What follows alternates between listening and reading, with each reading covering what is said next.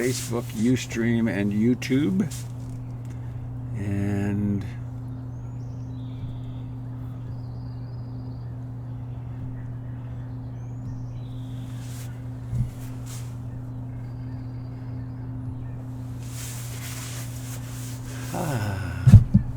good morning, dear friends. Have we got sound to Zoom? Yes. Oh, yay. So at the moment, everything's working. So let's take a moment to land here, right in the middle of our lives, this morning.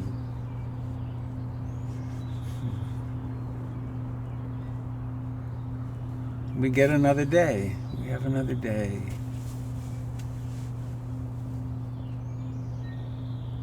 Let's notice that we're breathing, we're alive,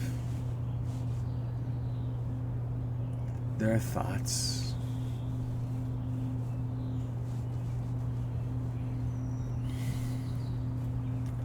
And I've been wondering when I would share this poem with you.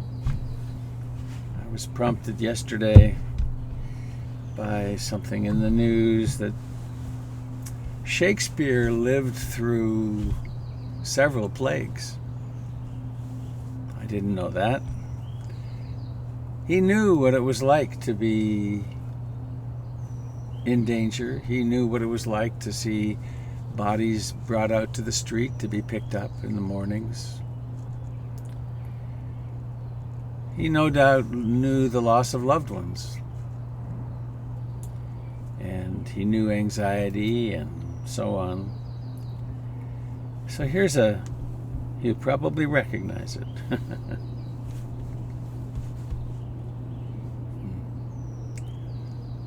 All the world is a stage.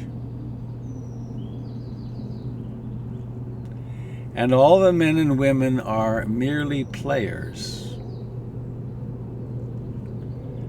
They have their exits and their entrances.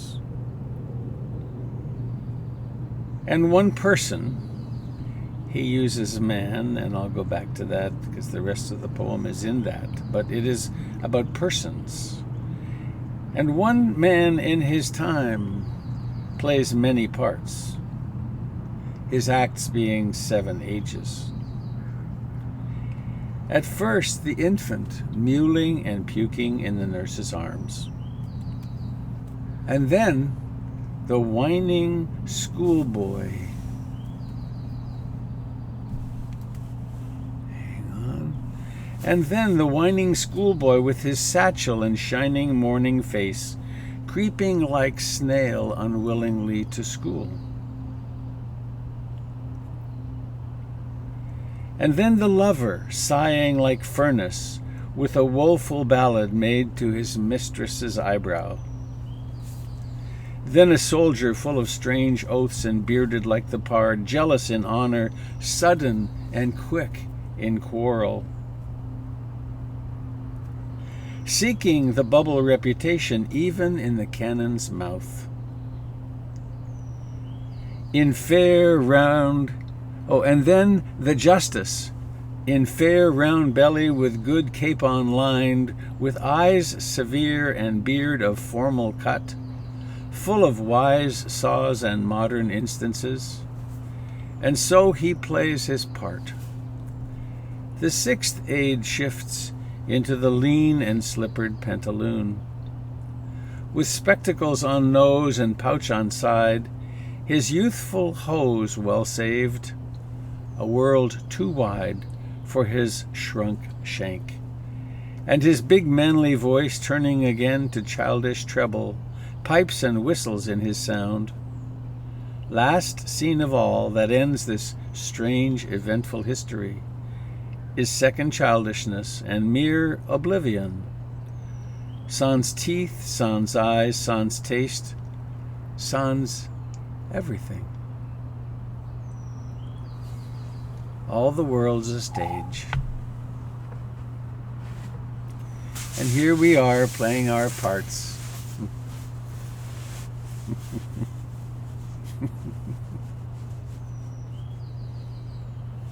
So thank you for joining me here at the Portland Insight Meditation Center, Eastern Beaverton location in the backyard tent. Please join me. Get my guitar.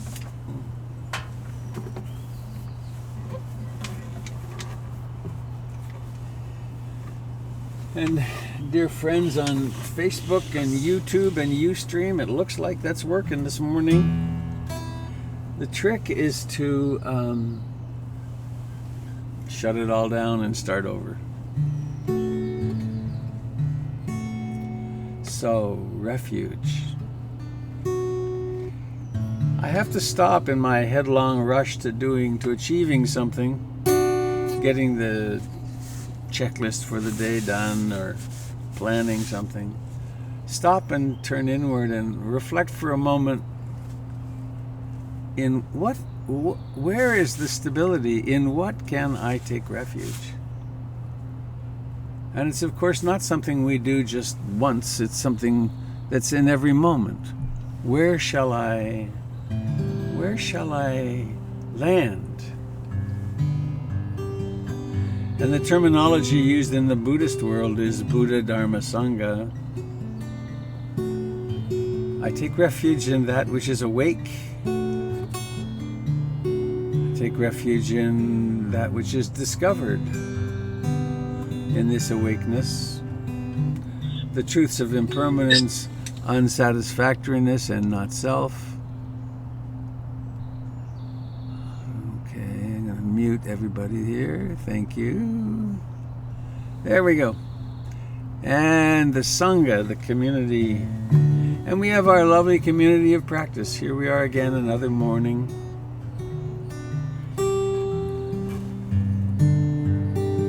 And we're part of the community of all life. We'll see if our crows come and visit us this morning.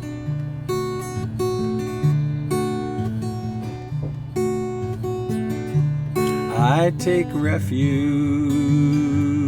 in the Buddha, the one who shows me the way in this life. Namo Buddhaya, Namo Buddhaya, Namo Buddhaya.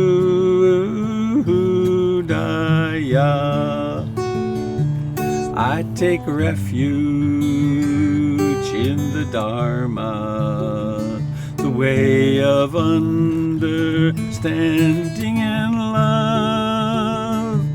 Namo Dharmaya, Namo Dharmaya, Namo Dharmaya. I take refuge in the Sangha, the community of mindful harmony.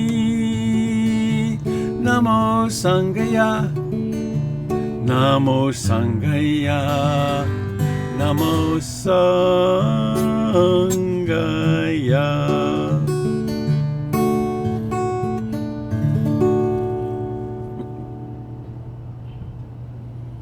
I take refuge. I take refuge in being awake.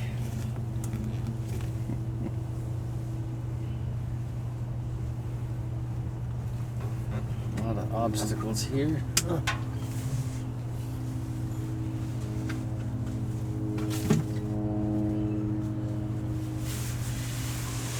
So,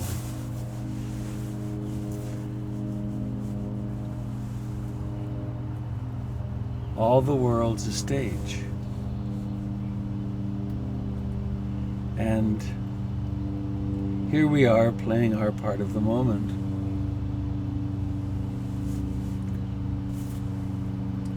The entirety of the Satipatthana Sutra, the teachings of the four foundations of mindfulness,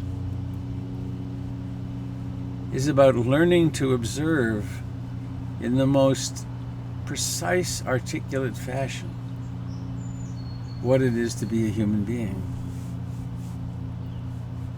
We practice awareness of the body, awareness of the experiences that come between the body and mind of liking and disliking, feelings, Vedana. We become increasingly aware of all mental phenomena, mental patterns, mental formations, our conditioning from childhood, our reactions, our personality. And the fourth foundation, mental phenomena themselves, the 5 hindrances, the 7 enlightenment factors, the experience of dukkha, the experience of awakening. And this, it isn't a given that we will wake up in this lifetime.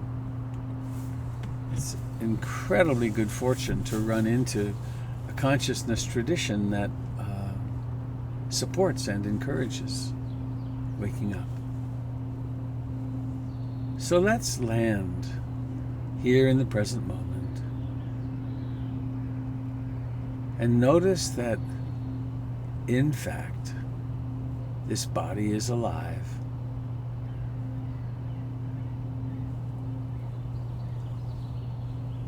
Profoundly alive, utterly alive. It is life itself. And if you bring awareness into your hands, your feet, your face,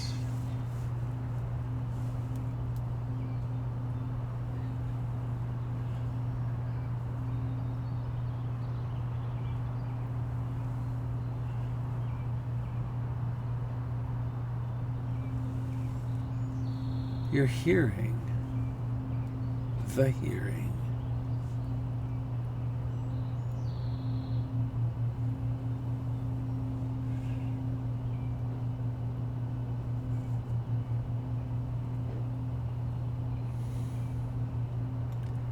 and the breathing.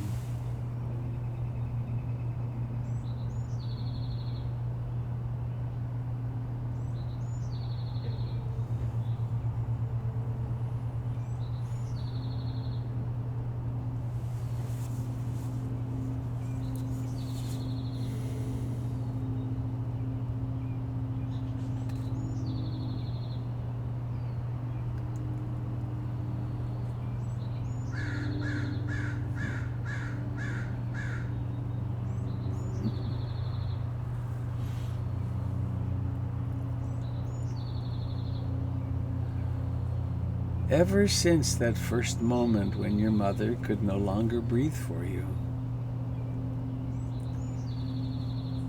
this body, in its infinite complexity, has been breathing for you.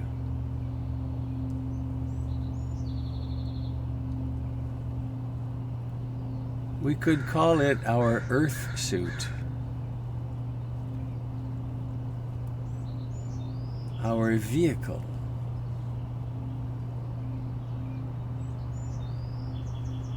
which allows us to be a human,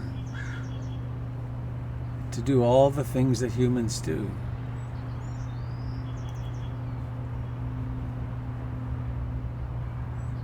And right now we sit here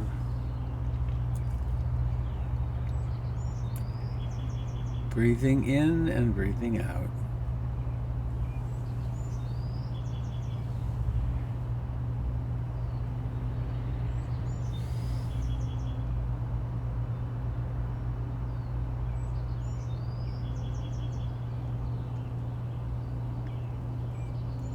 And it's not that the breathing takes any, it doesn't require that we do it. It breathes itself.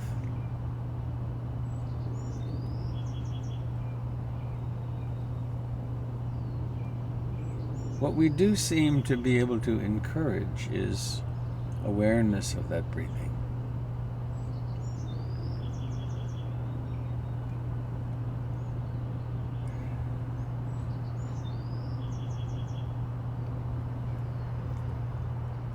The awareness has a certain quality of kindness and love and compassion to it, curiosity.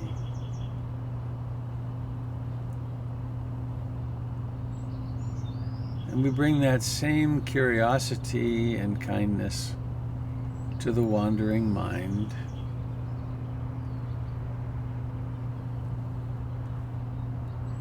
The untrained human mind takes every thought as real, as crucial as oneself.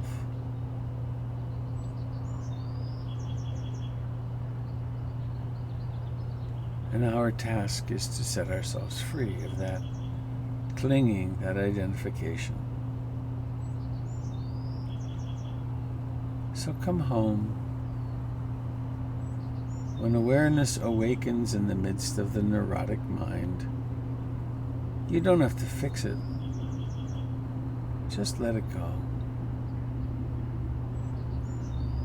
Simply by observing it, you're already free. So coming home to the breath from its beginning to its end, with great love and compassion.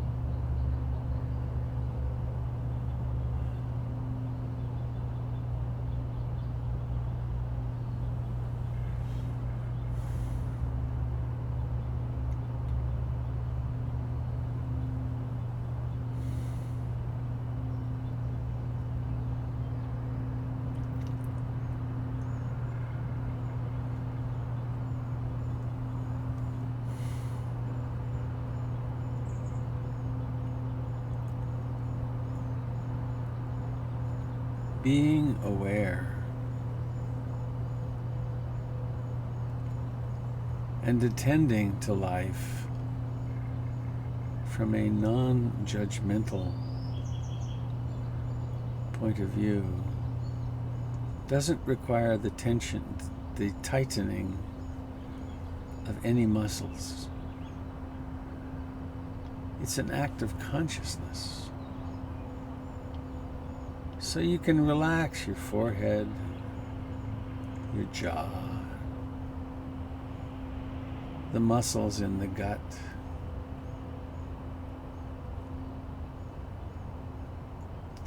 resting back into this moment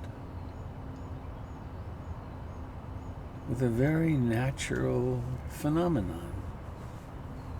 Awareness, hearing, perhaps. Or noticing the aliveness of the entire body, with at the center of it all this coming and going of the breath.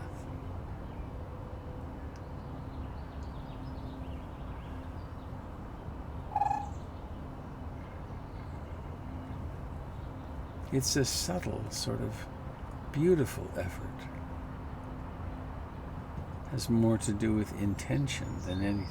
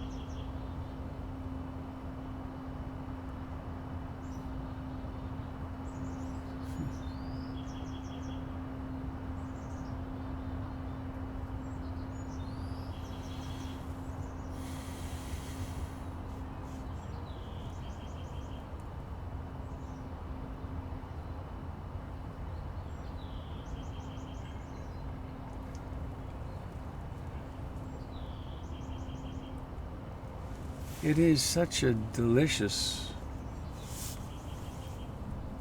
discovery that we can inhabit the space between experiences, the space between thoughts, the space before or between emotions.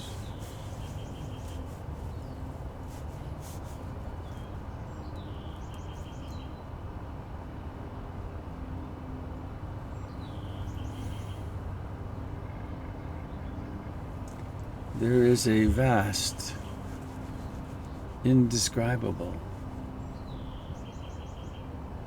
openness, emptiness, out of which comes all forms. That includes planets and galaxies and bodies and thoughts.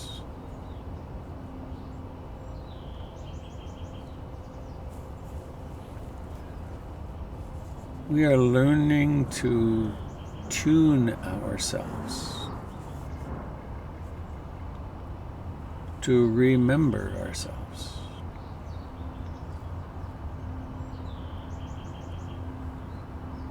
But not as the personality we are conditioned to believe is the only reality.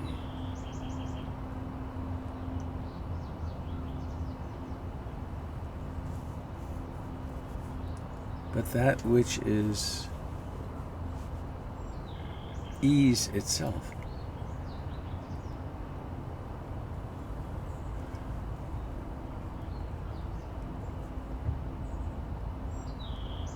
So resting in the body and its aliveness,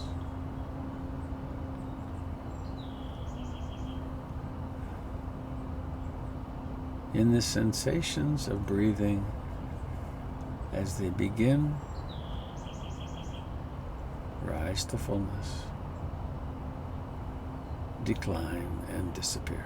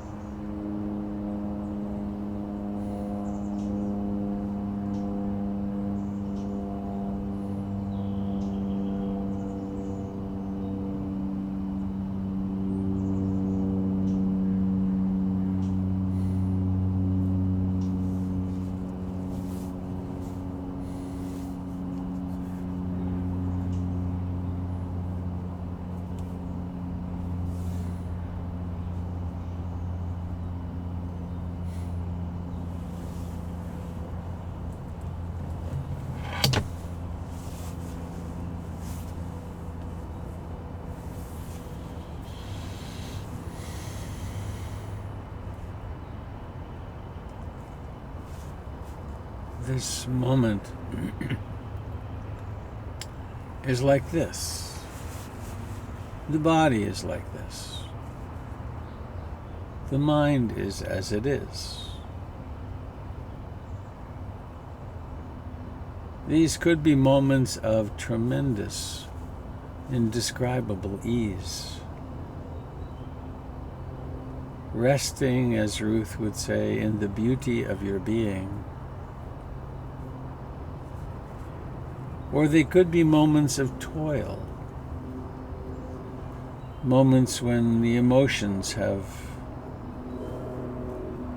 great power and come to the fore. The mind could be worrying, planning, trying to find a place to land amidst all the insecurity and uncertainty of our time. Or it could be just dull and sleepy, or lost in wanting something or not wanting something. These are all the normal weather of a human being. We practice not fighting against them, not demanding they be different, but adding in that intention to be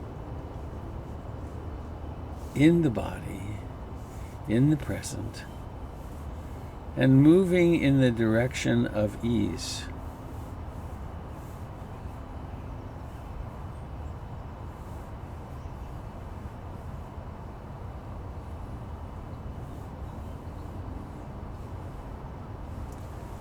And I invite you now, as we come to the time to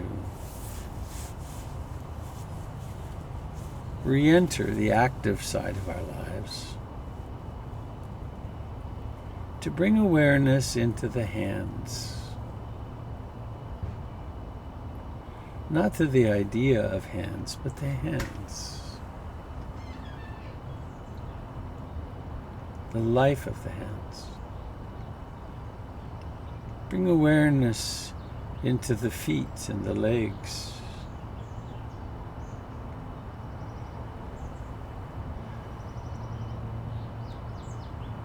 Awareness into the abdomen and the deep feeling that exists inside the body.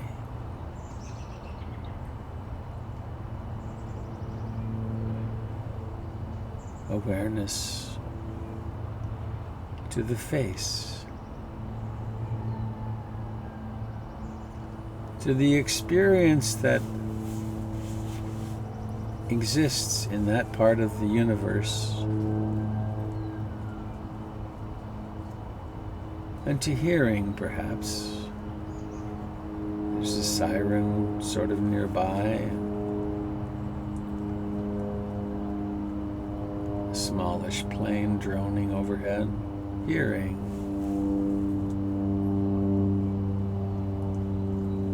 And then bringing awareness, allowing it to open in the region of the eyes. Notice them in their aliveness. And maybe let them roll around inside. Notice how it's like psychokinesis. Moving the eyes simply through an intention. And then noticing the intention to allow the eyes to open. And then it takes an effort of will. And then there's the pulling up of the eyelids. Notice how it takes intention to do that.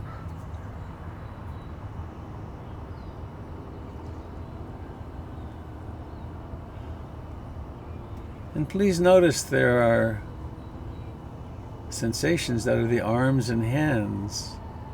And I invite you to lift them up in front of you and see them. Seeing.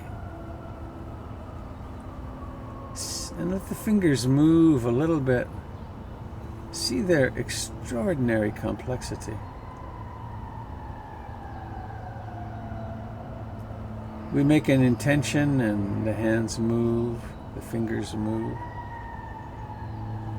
And let's allow them to meet, to let the baby finger meet the other one, and then the fourth, and then the third, index, and then the thumbs.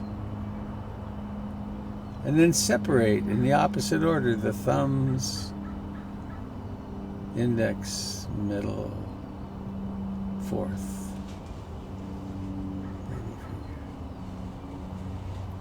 And let's do it again, being aware of the moment of contact each time. Touching, touching, touching, touching, touching. Relinquishing, opening, opening, opening, opening. And now, let's imagine that it's yet again time to wash our hands. And in this instance, to let our hands do those motions that have to do with washing. But in this instance, let's let it be a loving kindness practice. How loving can one hand be to the other? And washing in such a way that all the corners are touched, and how affectionate, how appreciative can you be in this moment of washing these hands? And now we could use our imagination and imagine you're at the sink wherever you wash your hands frequently, and you remember. Don't be in a rush. You've just met your lover who's been gone for years, found again. You've just gotten your child back from the ICU. How do you touch in the preciousness of this moment? And then offering ourselves a little bow, hands together. This little practice that we just did is something Ruth Denison would do. She would do it 50 times. Touch, touch, touch, touch, touch. But if you ever just can't imagine just sitting there being aware of your breath, make up some little practice. Apart, open. Apart, closed. Touching, touching, touching. Creating ways to be mindful in all kinds of things that you're doing in your life. So I want to read this little poem, very short, by Jack McCarthy. It's called Straitjacket. When you were talking about the straitjacket, I had a flash. I was in one, and a great magician, Houdini maybe, or maybe God disguised as Houdini, was about to teach me to escape. I knew with utter certainty that his first word would be, relax. When you were talking about the straitjacket, I had a flash. I was in one, and a great magician, Houdini maybe, or maybe God disguised as Houdini, was about to teach me to escape. I knew with utter certainty that his first word would be, relax. So it's an interesting thing, the effort we make in meditation. It doesn't require, I mentioned the forehead tightening because that's a place that my attention goes. Now I'm going to concentrate, and I squish this all down. Totally unnecessary. It's an intention.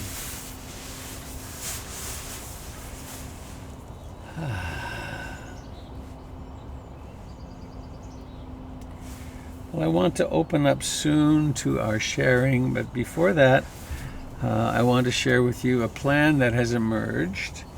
Next Saturday night at 7 o'clock on Zoom, we're going to have a PIMC talent night. And so if you'd like, and you can, I'll be talking about it during the week and get the other teachers too as well, that we're asking folks to send in your request for some time. We have a maximum of 2 songs for the singers, and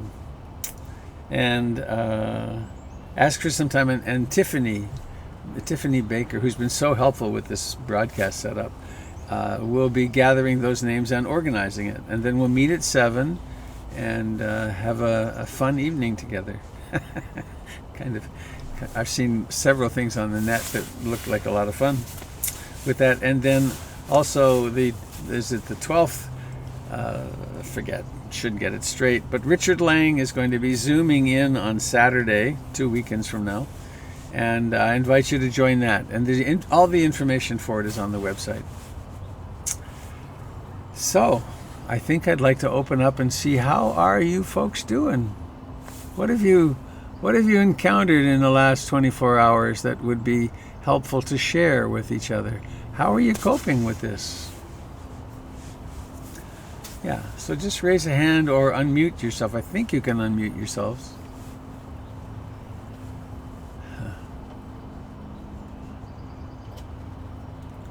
Maybe you can't, I'm not sure. Please raise a hand and I'll...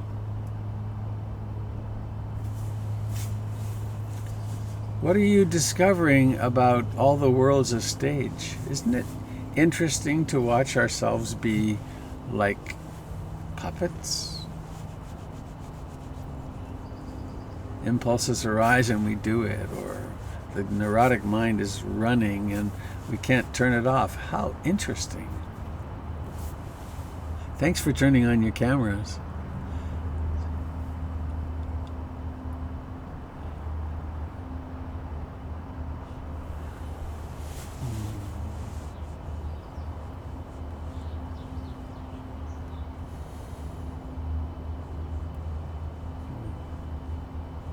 How nice, we get some more meditation time. Or quiet meditation time.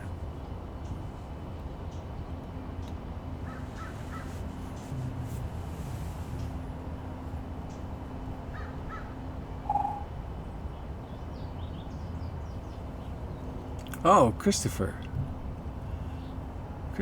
up on Mount Tam with the Golden Gate behind you. Hi. Yeah, so this is more local to me, being in the Bay Area. Uh-huh. Do you live down there? Yeah. Ah, welcome. Yeah, my mom's longtime friend attends locally and told me about it, and so cool. That's how I started to get going. I just wanted to give a shout out to Jim's class last night. And nights are a time where anxiety creeps in at the end of the day for me. And it was really nice to sit down last night for an hour and a half and participate in his class. It was something new to me. So thank you, Jim. Yay, Jim. Jim is right above you in my array of pictures. Watch out! Yeah, hooray!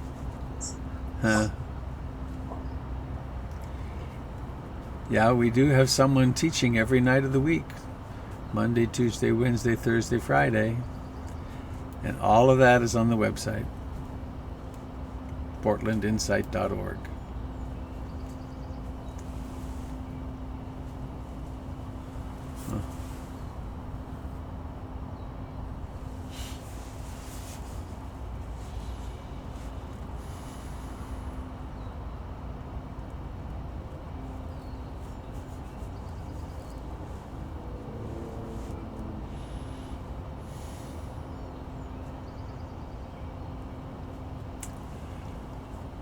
Since we have this quiet,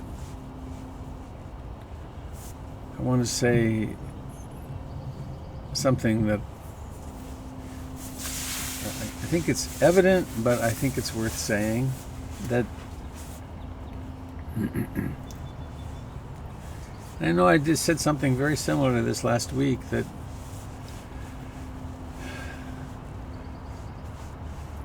when I came to meditation, now it's almost half a century ago, my experience was that it was all up to me, that I was experiencing a lot of pain, a lot of worry, a lot of anxiety, a lot of depression. And I had the sense that I needed to take charge and control the mind and stop it from doing that. And the relationship to the wandering mind and the emotions was very adversarial. And what would happen, and this was really true, and early in my practice I did a 2-month very intensive retreat, about 16 hours a day of sitting and walking. And I would manage to subdue the mind briefly, and then it would completely freak out. And this was before I had done any therapy, and there was so much sadness and anger and fear and confusion that my retreats consisted of striving real hard, shutting it all down, and then finding myself sobbing in the corner. And that wasn't a bad thing. I learned a lot from it. But there's a completely different perspective. There's a book, an old book,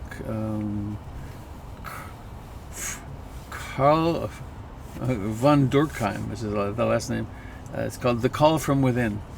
And there's another way that is equally true, which is that there is something in us that is waking up, and it is an inexorable phenomenon.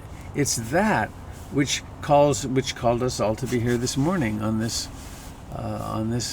gathering, and that it's the counterpoint, or the what do you call it, the paradoxical opposite of I have to strive hard, I have to control this, into realizing what I really need to do is to rest back into the moment and allow this. I just had a funny image. Over there, I have an asparagus bed. It's the 5th year, and they're coming up. This year we can pick as much as we want. And they come up through the soil. We have nothing to do with it now, right? And they come up, and all of a sudden they're there. But they come through their own life force. And awakening is very simple, very similar. We need to support it, and we can create the crucible for it with our sitting meditation and our being in group and our reading and all the things that we do, our clarifying of our intentions, and the waking up also happens all by itself. It's an inexorable process. And that's once one sets one's foot on the path of the Dharma, and then we start supporting it, then you just watch. Over weeks, months, years, a transformation occurs. And perhaps we get glimpses along the way of what it's like to be totally relaxed and simply present and aware. So it's an interesting thing to be in the role that I'm in, and to be sharing both of these poles. One is relax. The other is be sure to get up and sit. Be sure to, when you get in the car, to pause. All right, now I intend to drive mindfully. Or when you're suiting up with your gloves and your mask and you're headed off to the grocery store, why not do it totally mindfully and with a heart full of loving kindness? Because we're encountering people when we go out. It seems to me that I'm encountering people who are very frightened. I had to go out yesterday to get something, and there was a fellow standing. I had my cart, and there was a fellow standing about 15 feet away, and he was stopped and looked at me. And I said, "Oh, go ahead, please. I'm not sure what direction I'm going." And he was so clearly frightened and angry. He said, "No, I'm going to see which way you go." And he wanted to keep 15 feet between us or so. interesting encounters. So that was what I wanted to say. Hello. Hi, Jessica. Oh. Playing tag. I just realized, I'm so glad you said that and took that moment to talk about that battle, that adversity, because it just made me realize I've got this sneaky partner to that, which is disappointment. Disappointment comes up and says, "Oh, you're doing this again." And I just cannot thank you enough, because I was really struggling yesterday and this morning, and I didn't even realize it until you said that. I was going down that slope of, I should be better, I should know better, this shouldn't be happening. And I didn't even see that. And I thought I saw it. And so thank you, because that's just such a relief. And now I feel like, okay, poof, reset Right. some. I think I've got some moment of clarity. Okay, it's going to be okay. So thank you. And for those that maybe that speaks to them as well. So thank you. Speaks to me. That's the gradual awakening, happens in bursts sometimes, to our personality. And if the personality thinks, well, I'm going to find security and peace, and by doing this really hard, then why is it not working? And yeah, I had a serious dose of that when I was in the hospital back in November, whenever it was, when I'd been under anesthesia for 6 hours for the brain surgery. And that the anesthesia is designed to eliminate mindfulness. It's designed to eliminate awareness. That's its purpose. And then I had that terrible drug reaction, and I had no mindfulness, and I was suffering so mightily. And there was this extra piece, which was, what's wrong with me? Almost 50 years of meditation, and I have no mindfulness. I mean, geez, it's been hopeless. And I had a whole big doubt attack.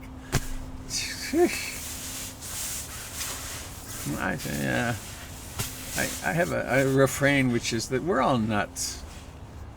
We're all struggling with these personalities, and then life throws us these really big challenges.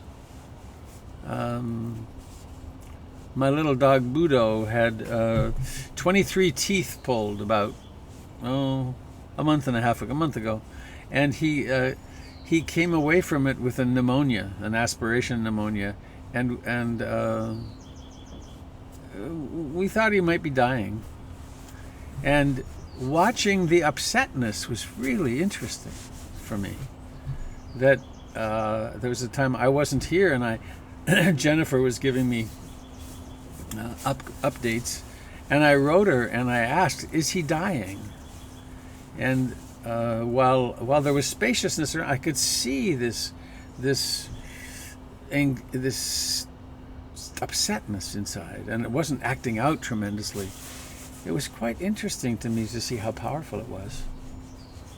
And so many people in the world now are facing the loss of loved ones, and that's when we need each other, and we really need our practice to be very strong to then find our feet again. I share one other image. Philip Moffat, famous teacher, shared this with us at PIMC one time, that of course when the challenges get too great, you'll get blown out of your seat. But then think of it like those dolls, I forget what we called them. They have sand in they're not dolls, they're balloons. There's sand in the bottom, and they're about 3 feet high, and then the kid hits it and it goes boom, but it always comes back up again. Very favorite toy at a certain particular age for my kids. And that's what it's like for us. We can get blown out of the water. We can act out. We can relapse in various ways. But then the question is, how soon do we come back up? How soon do we right ourselves? And the more training we've done, the quicker we right ourselves. The day after that horrible experience, the second day after my surgery, all of a sudden there was mindfulness again, and there was stability and the capacity to be much more gentle with myself. So, thank you.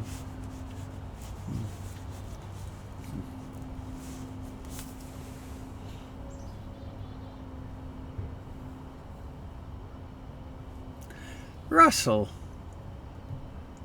Robert, good morning. good morning. You don't sound like a monster today. Well, I may feel that way, though. Very strange. As this moment approached, I became quite anxious, which is not something I typically do. I think it's about asking for too much to want to talk, being intrusive in some way by doing so. What I had wanted to say was the last 24 hours or so have been quite a test for me. On the one hand, I have these amazing experiences. My neighborhood's the quietest it's ever been since I've lived here, which is since the early 70s. People are out walking, and while we circle around each other, there's nodding and acknowledgement. And I've had two neighbors spontaneously reach out and say, we just wanted to check in and see how you're doing, and if there's anything you need, tell us. And these are people that I've known for a while, one for a long time, one for a very short time, but we're not particularly friends. We're just friendly neighbors, and their kindness has been very moving. I mean, they're looking out for the old guy on the block here. And then on the other hand, I've been lapsing into this fearful despair about the fascisti and the growing power. And that is a very difficult trance for me to break out of.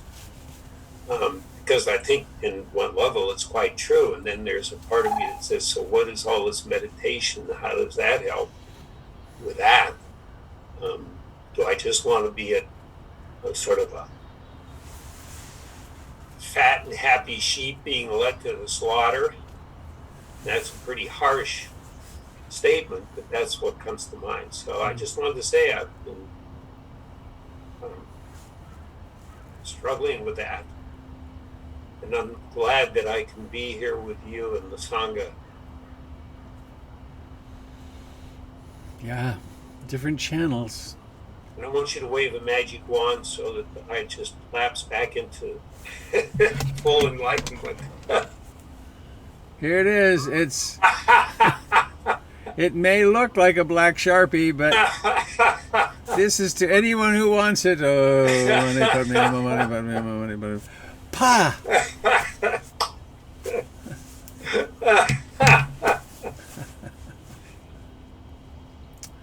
I think that just the thought came up when you were. Some of us are discovering that we are all one family. That we are not separate from each other. That's the direction of the practice. And it shows up through a smile and a wave and checking on the old guy down the street, and it shows up as love and compassion and caring. And so some of us are able to use this circumstance in a very positive way. And others are going into fear and battle and buying guns and I guess the place, what was it? Within our sphere of influence, that's where we have influence. And we can become more and more loving.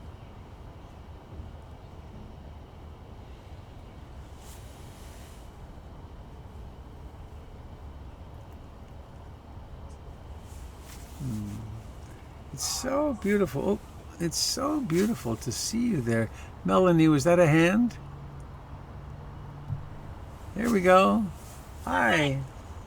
I just wanted to come on and express my gratitude for the sunshine that we've had these last couple of days. Yeah. The only thing that I can do right now is go outside, and for the first couple of weeks of quarantine, it was raining here, and so to have the sunshine come back out and to be able to walk in my neighborhood and see that spring is not canceled and that the flowers are blooming and it's been, I really appreciate the weather here.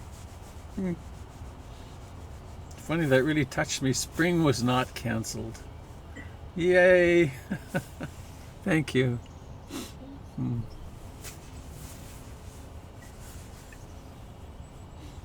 Oh my goodness, it's 8 o'clock already. Anybody sitting with anything you'd like to share before we... Rebecca, there you are. Unmute. Trying. Maybe you need to... Oh, there you go. You're good. All right. One little treat we have this evening is that it's the super pink moon. It's supposed to be the biggest and best of the year. And we should have clear skies. So it's the moon rising at around 7:30 p.m. It's supposed to be, if you see it on the horizon, it gives it that illusion of being very large. And it's, so it'll look big. And then there's also a good moon set in the morning if people have an opportunity to see that. But it's kind of a nice, beautiful solar system buddy presentation for us at this time of year. So anyway. Thank you very much. Anybody else before we go to our song, the closing ritual?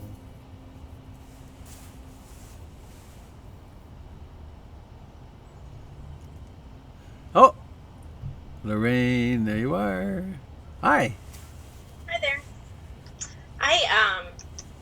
I watched a movie last night, and it was of the couple that developed AA and Al-Anon. And the way the story went is that there was this man and woman, and the woman had, came from just a good life, had a nice family, and she had she had just graduated, got her degree, and she was ready. She was had everything good going for her, and she met this man, and he was a country guy. She fell in love. They ended up getting married, and in their marriage, he ended up becoming an alcoholic, and so it just showed their marriage throughout that time and the struggle, and how she just ended up kind of living her life around what he needed, and so she kind of dropped all of her things that she had developed to live with her life, and it just got surrounded by his alcoholism, and in the end he stopped drinking. He developed AA, and she developed Al-Anon. And so at the end of the movie, it was supposed to be, I think, a good ending to the movie, but for me, it just seemed kind of sad that she never got to live those great things that she had going for her in the beginning. It all just turned into this other life and her whole life. And so it's just kind of left me pondering that, and about directing a life, or being present for it, and living to your potential and creating something good with your gifts, and how life can just take you certain ways, and so I've just kind of been pondering all those thoughts. Thank you. Well, dear ones, in a moment I will unmute and we will perform our little ritual to end.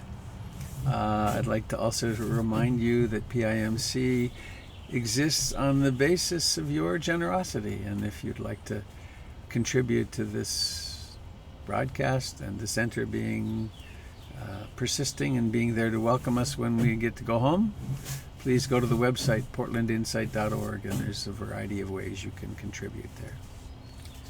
So let me thank you all for being with us. Thank you to those of us on the other media. I'm glad this broadcast seems to have gone okay this morning. And I'm going to go into the manage participants And unmute all. May all beings be happy. May all beings be happy.